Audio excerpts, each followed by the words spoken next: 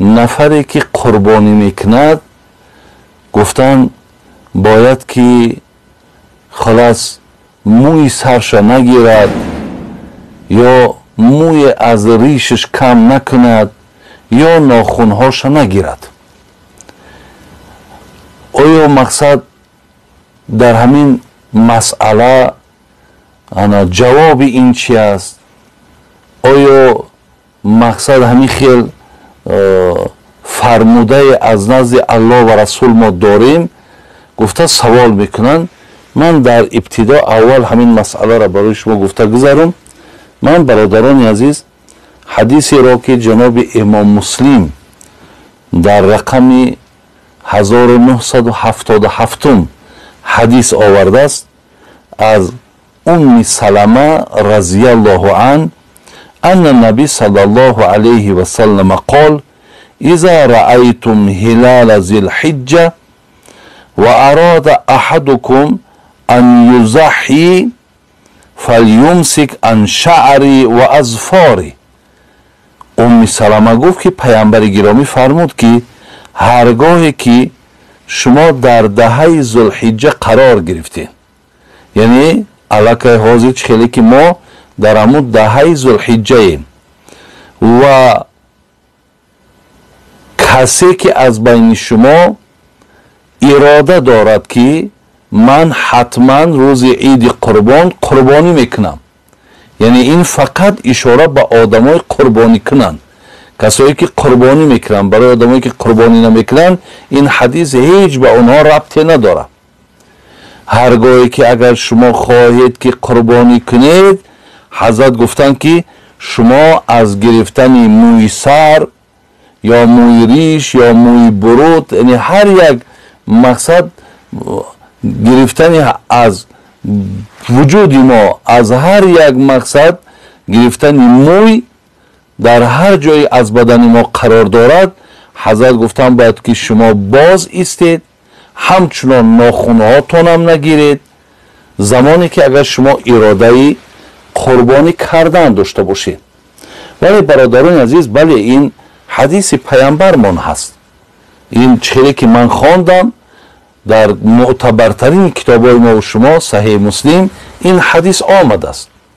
ولی برادران عزیز و گرامی، امام نووی رحمت الله علیه که با این کتاب معتبر شرح نویسانده است، از قول حضرت امام شافعی هم میارد و از دیگر علما هم در کتاب ها آمده است که خلاص بله این هر کسی که اگر امکانیت داشته باشد که همون ناخونش نگیرد، موی سرش نگیرد، یعنی از بدنش هیچ یک موی را کم نکند، اگر رعایت کرده تواند، خیر است، خوب است برادر عزیز، انشاءالله ثواب میگیرد.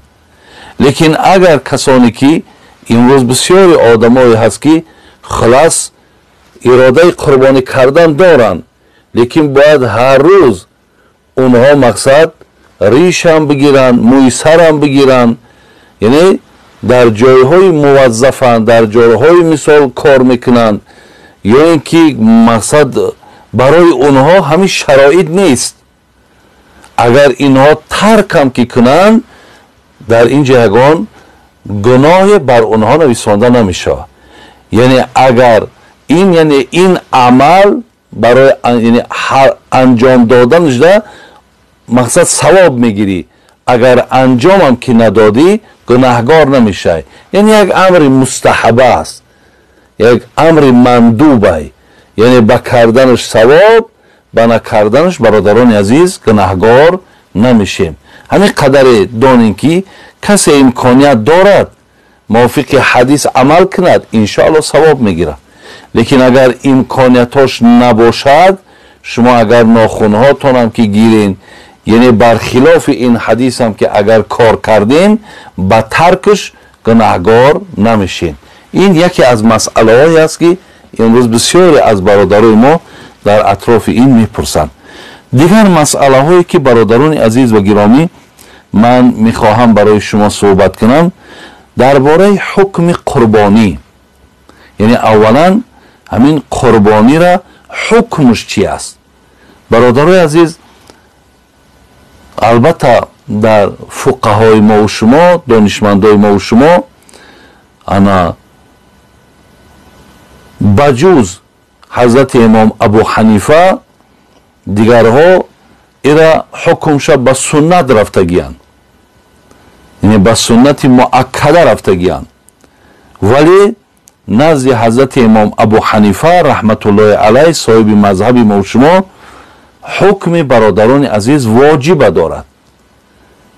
حضرت امام ابو حنیفه هم به همین آیت سوره کوثر فصلی لربک وانحر میگه در همین جا وانحر که مقصد الله مهربان گفته است، مراد از وانحر این مقصد قربانی هست، یعنی شتر را قربانی کنید. و اینجا میگه این امر هست، سپارش است که شما مقصد قربانی کنید. برای اینکه مادام امر هست، شما که مثال امر از جانب الله کشید، حکمش واجب می شود. برای همین نزد حضرت امام ابو حنیفه کسانی که امکانیت قربانی دارند قربانی را نکردن، البته با موافق این آیت قرآن هم گناهگار می شوند.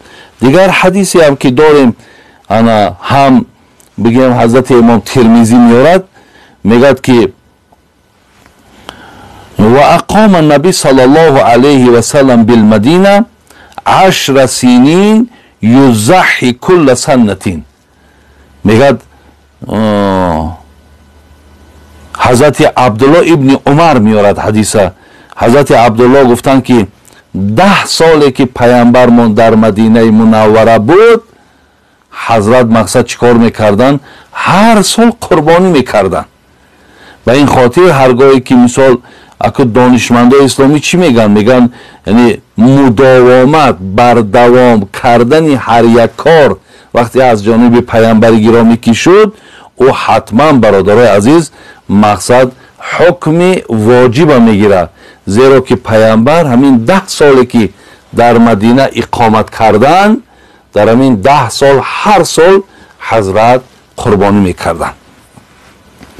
برادران عزیز و گرامی، ما حکم قربانی را فهمیدیم که حکمش با آیت قرآن و با این حدیثی که الحال من خواندم، ابو حنیفه همینها را استدلال کرده است، دلیل آورده است آیت قرآن و حدیث پیامبر که پیامبر هیچگاه یگان سال قربانی را ترک نکردند. به این خاطر هر کاری را که پیامبر بردوام کردن او میشود حکمش واجب.